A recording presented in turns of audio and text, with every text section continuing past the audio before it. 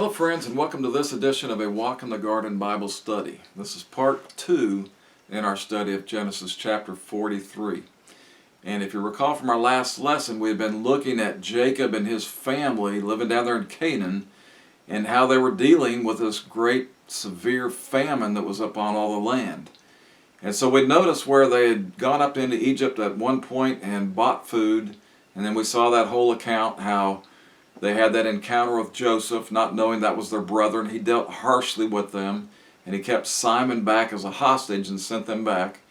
And as time went on, the famine continued, and we saw where now that Jacob and his family were once again running low on supplies. The food supply was running out, and they really had no alternative except to try to go back to Egypt once again and purchase more food for the family, because otherwise they were either going to have to migrate or they were just going to starve to death. I mean, that's how bad and severe it was. But the dilemma that Jacob faced was his sons had related to him that they had gone up there, the meeting they had with Joseph and this governor there of Egypt, and how he had straightly charged them that they should never see his face again unless they brought their younger brother Benjamin back with them. And that's something that Jacob just did not want to do. You know, he had already lost Joseph, and Benjamin was now his favorite son, pretty much took Joseph's place, and he was the cherished one, and he didn't want anything bad to happen or come upon him. He was just nervous to send him out there with the rest of his brothers. But after they related this account, he finally came to the realization that he just had no choice. The family was starving, and he had to look out for the good of the whole and not just for the one. And we saw where Judah had even stepped up and put his neck on the chopping block, you might say, by saying, I'm going to stand the gap. I'm going to risk my life and even my family's life. If I don't return him to you safely, then you can take it out on us forever. And he basically just said that he would stand as surety that Benjamin would be restored and returned safely to the household again. And so finally we saw what Jacob's remark was there, is he said, well, if I'm bereaved, but blessed be the name of the Lord. So he was just going to lay the whole matter before the Lord and just trust in faith that God would provide and God would meet their needs. And that was his prayer, is that they would be blessed not only with protection and safety of travel, but also the fact that the governor would have his heart turned by the Lord, and that he would show mercy upon them and take it easy upon them and hopefully give them a good response. But he also made provision for the possible need for appeasement. We saw where he told them to take these precious gifts with them for Joseph, and to also take not only the money that had been restored to them in their sacks the last time, but also double the money, extra money to buy food with. And hopefully these would be, again, these gifts would overcome any maybe objections or ill feelings towards them. But also the fact that they brought Benjamin. I mean, they were just hoping and praying that this governor would follow through on his word, and that if they brought the younger son, that would prove that they were true men, they weren't spies, and that he would take it easy on them. So that's kind of where we left off. They were getting ready to make this second journey into Egypt to buy more food. And here we're going to pick it up in verses 15 through 25 of Genesis chapter 43. And the Bible says, and the men took the present, and they took double money in their hand, and Benjamin, and rose up and went down to Egypt and stood before Joseph. And when Joseph saw Benjamin with them, he said to the ruler of his house, bring these men home, and slay, and make ready, for these men shall dine with me at noon. And the man did as Joseph bade, and the man brought the men into Joseph's house. And the men were afraid, because they were brought into Joseph's house. And they said, because of the money that was returned in our sacks at the first time are we brought in, that he may seek occasion against us, and fall upon us, and take us for bondmen and our asses. And they came near to the steward of Joseph's house. And they communed with him at the door of the house, and said, O sir, we came indeed down at the first time to buy food, and it came to pass, when we came to the inn, that we opened our sacks, and behold, every man's money was in the mouth of his sack, our money in full weight. and we have brought it again in our hand. And other money have we brought down in our hands to buy food. We cannot tell who put our money in our sacks. And he said, Peace be to you. Fear not, your God and the God of your father hath given you treasure in your sacks. I had your money. And he brought Simon out unto them. And the man brought the men into Joseph's house, and gave them water, and they washed their feet. And he gave their asses provender. And they made ready the present against Joseph when he came at noon, for they heard that they should eat bread there. Well, here we have the second return of Jacob's family up to Egypt. And they finally make their way there. They arrive, they're allowed an audience with Joseph. And so here they are. And, he probably, I'm sure he recognized them. I mean, it had been a while, but I'm sure he was watching. He was probably paying attention every day, wondering if they were ever going to make it back, because, Simon was still there. And he knew that that was a reason that they were going to have to eventually come back. And he was probably also just curious what their response was going to be about finding that money in their sacks, because he did it out of the kindness of his heart.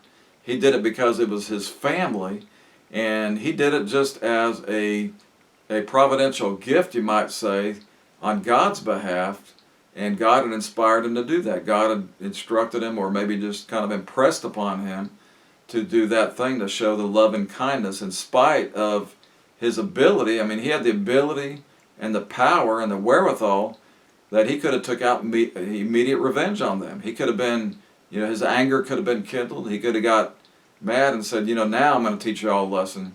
You were thinking about killing me at one point. You sold me off into slavery, and you probably thought that I had died by now, and now look who has the upper hand. I mean, he could have done that, but God had inspired him and just caused him to have a different heart. He tenderized his heart, and we saw what caused that also is when he heard them having their discussion, and he sensed their remorse and their regret about what they had done. And so with that, we see here now that they brought Benjamin in tow. They've done as they were asked to do. And also we see where they had made ready the gifts and the valuables and the monies that they felt like they had gotten, by maybe trickery. They thought they were being put on the spot in order to have a cause against them, or have a charge against them, that this had been done deliberately and on purpose, in an effort to do more evil towards them, and have a false accusation that they could possibly prove by having evidence to use in the court of law against them. And that's what they were thinking. So they were really pretty worried about this, but they had no alternative because their family was in need, and this was the only country that seemingly had any kind of food at all that they were willing to sell.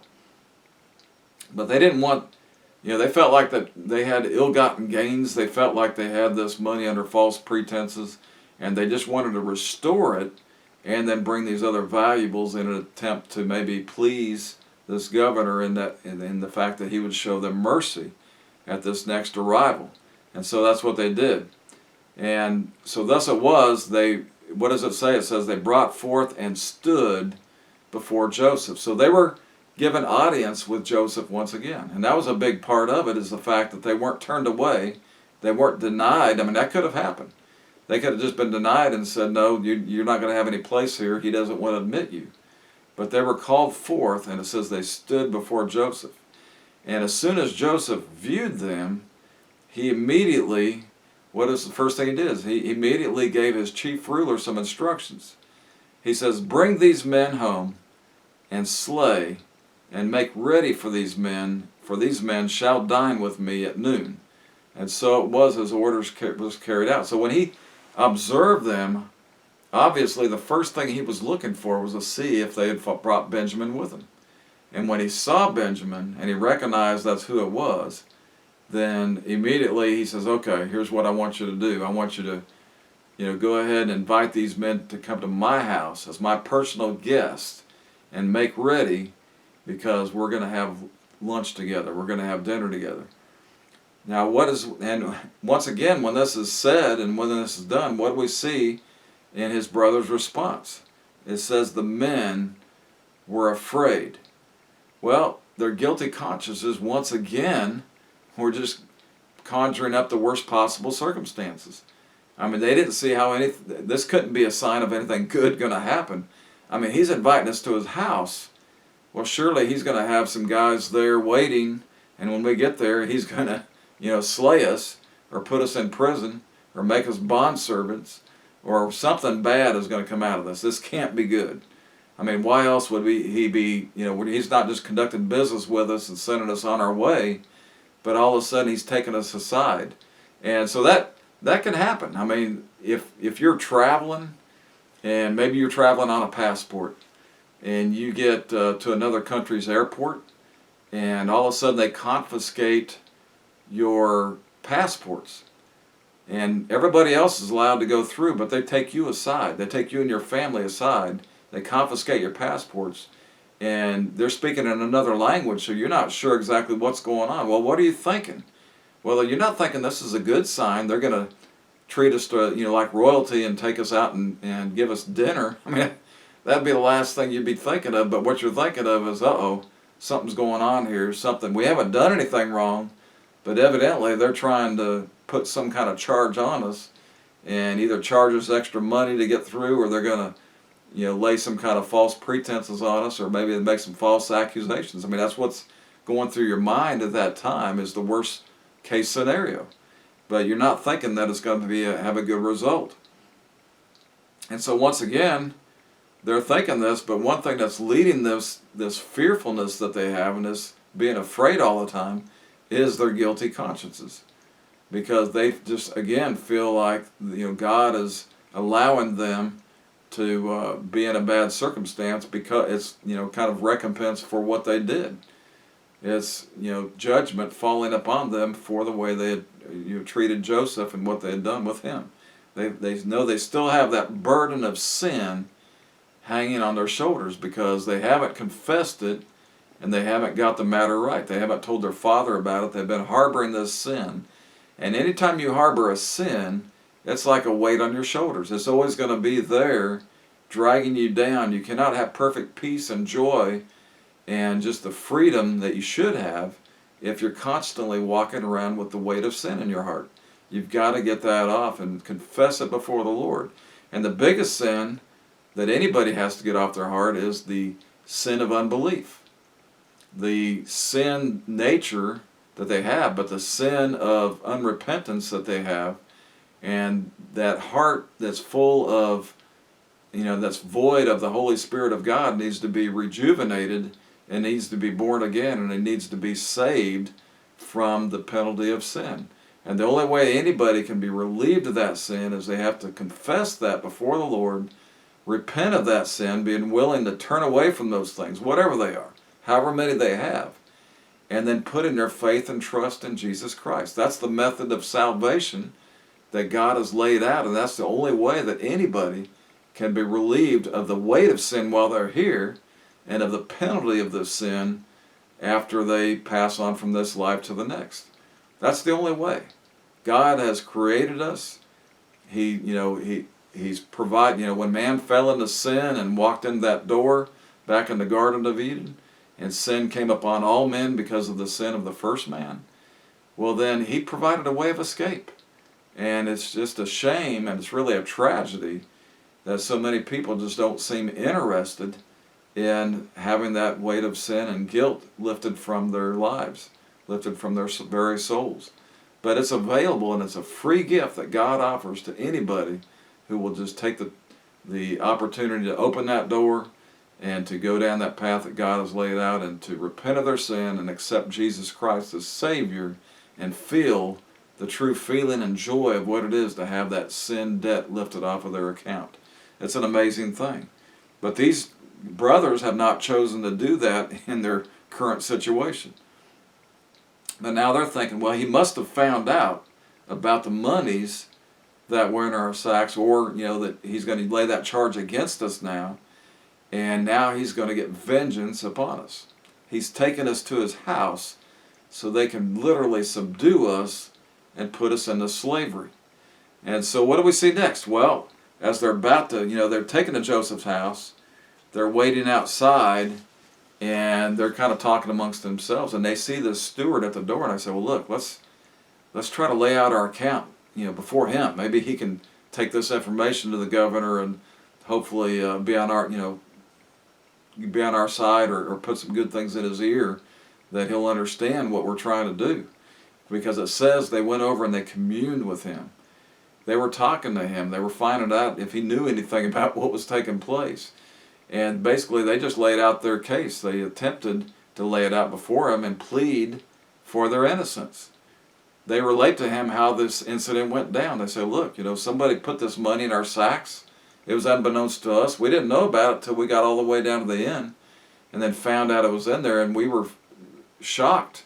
We were stunned. We were fearful, but we didn't spend it. We hung on to it. We saved it because we wanted to come back eventually and return it, because it's not our money. We paid for that food originally, and that's the money that you should have. It doesn't belong back to us. And not only that, but we brought additional money so we can buy more food. So we weren't planning on using that same money to buy more food, but we're trying to do the right thing. And the fact that they had no clue how the money got in those sacks in the first place. They had no knowledge of who could have placed it there. And what is the steward's reaction? He says, well, hey, don't be afraid. Peace be to you. Fear not. Because your God, the God whom you think is bringing judgment upon you, who you think is going to put you in a bad situation, your God and the God of your father is the one that hath given you that treasure in your sacks. It was his doing. It wasn't our doing. It wasn't my doing. It wasn't a mistake or an inappropriate action. It was his doing, because he said, I had your money. And with that he goes and gets Simon and brings Simon out and restores him to his brothers, and then brings them all into the house.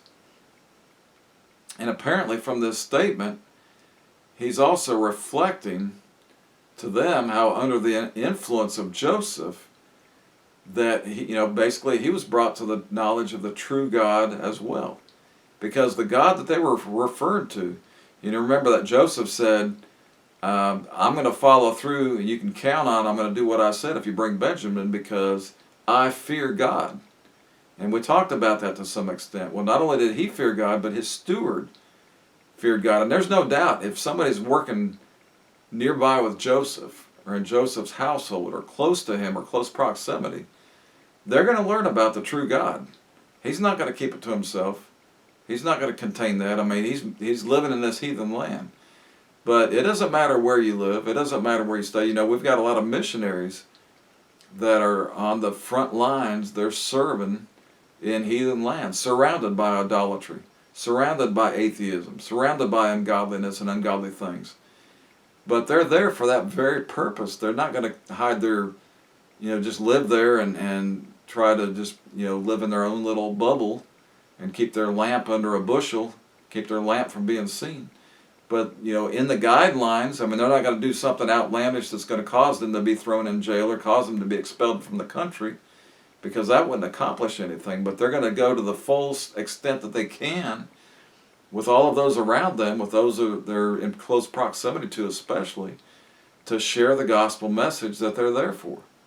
And, wherever we're at in this country, it doesn't matter if we're in a environment that's, predominantly under a certain religion or a certain group of people that we think are all heathenistic or what. It just doesn't matter.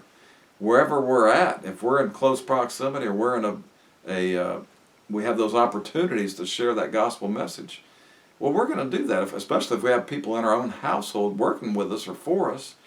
They're going to be exposed to that, and they should be exposed to that, and they should be learning and living and, under the influence of the gospel message at any given time. And so everybody in Joseph's household was being exposed to who the true God was, and even the Pharaoh himself, that he recognized that God was with him because of all that he did and all that he said. And so it was very evident in Joseph's life, the God that he served. And actions speak louder than words. That's just a true statement. They really do. It's easy to say things, but it's a whole nother element to actually live those things, and for people to be able to observe our lives and the way we're living, and to exhibit that they know and they recognize that we serve the Lord, that we're a Christian person because of the way we live our lives, the way we conduct our business. And that should be the way it is. That should be very evident. And then by showing forth those things, then when we rub shoulders with them, then we can also verbally share the gospel message with them as well. And that's what they saw in Joseph's life. And this was the God that he had feared, and this is the God that he was attributing these things to. And it was that God had instructed them and impressed them to do that very thing. And that's what he showed them. And not only that, but now he goes to show them that he's being truthful and real, because what does he do? He shows them hospitality. And what a better way to usher somebody in. If you're wanting to influence somebody, well, show them good manners, but also show them good hospitality. He brings them in and gives them water to wash their feet. He gives their asses provender. He's looking out for their immediate needs, but also these are things that you do to people you like. These are things that you do to people that you respect as a friend. These are friendly things that he's doing. These aren't things that an enemy would do. They wouldn't be, using their own resources and showing these people the time of day if they were fixing to do something bad to them. So he's showing them true hospitality as the governor's guests, as his invited guests. They're being invited into the royal household, and now they're being treated as dignitaries, you might say, or as dignitaries' guests would be treated. And so this was a great honor, and obviously this would be a great shocker. I mean, something that they would have least expected to happen for sure. And so he was showing through his kind actions the fact that they were being accepted into the household. And what does it say? It says, they made ready the present and themselves to be presentable in order to meet with Joseph at noon, because they had heard they were to eat bread there. So they had heard that they were there to have lunch in his household. And they wanted to not only have their presence available to present to him at that time, but they wanted themselves to be presentable to be in the royal household. And with that, we're going to pick it up here in verses 26 through 34. And when Joseph came home, they brought him the present which was in their hand into the house, and bowed themselves to him to the earth. And he asked them of their welfare, and said, Is your father well? The old man of whom ye spake, is he alive? They answered, Thy servant, our father, is in good health, and he is yet alive. And they bowed down their heads and made obeisance. And he lifted up his eyes and saw his brother Benjamin, his mother's son, and said, Is this your younger brother, of whom ye spake unto me? And he said, God be gracious unto thee, my son. And Joseph made haste, for his bowels did yearn upon his brother, and he sought where to weep. And he entered into his chamber and wept there. And he washed his face and went out and refrained himself and said, Set on bread. And they set on for him by himself, and for them by themselves, and for the Egyptians which did eat with him by themselves, because the Egyptians might not eat bread with the Hebrews, for that is an abomination unto the Egyptians. And they sat before him, the firstborn according to his birthright, and the youngest according to his youth, and the men marveled one at another. And he took and sent messes unto them from before him, but Benjamin's mess was 5 times so much as any of theirs, and they drank and were merry with him. Well, the first thing we notice is the great respect that the brothers showed to Joseph. And what does it say? It says when he arrives at the house, they were quick to present him with the gifts they brought. They wanted him to have those first and foremost. And they came, they presented those gifts, and as they would before royalty, they bowed themselves before him.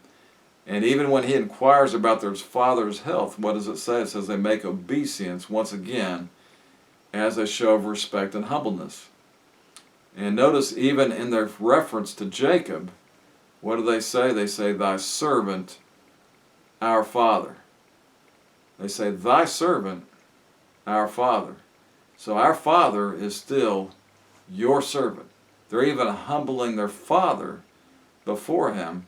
And so what is really taking place here? Well, it's the fulfillment of that prophetic dream that Joseph had had years earlier, that they all kind of sarcastically questioned him about it, and they were kind of doubting whether that was going to be, whether that really was going to come to be anything or not.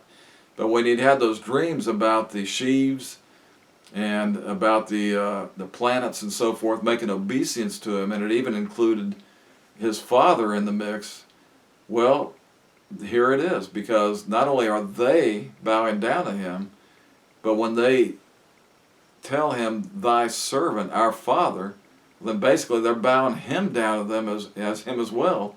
And that's just a fulfillment of those prophetic dreams that Joseph had had more than 20 years earlier.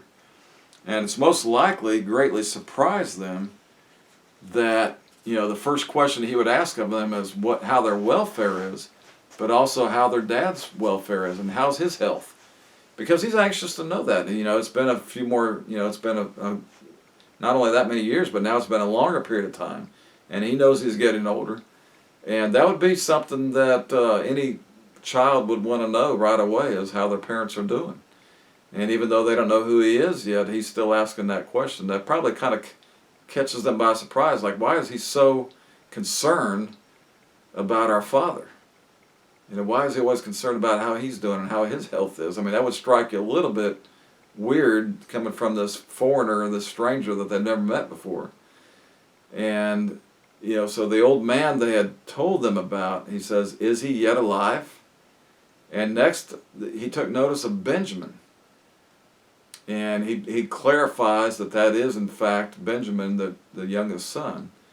And so once he heard that, what does he say? He says, he basically issues out a protective prayer for him even at that moment. He says, God be gracious unto thee, my son. And with that, he had to look for a place to go hide, because once again, his heartstrings were just tugged to think that here he is. He's finally here. I'm finally able to meet with him. And I want to run over to him so bad and just give him a hug.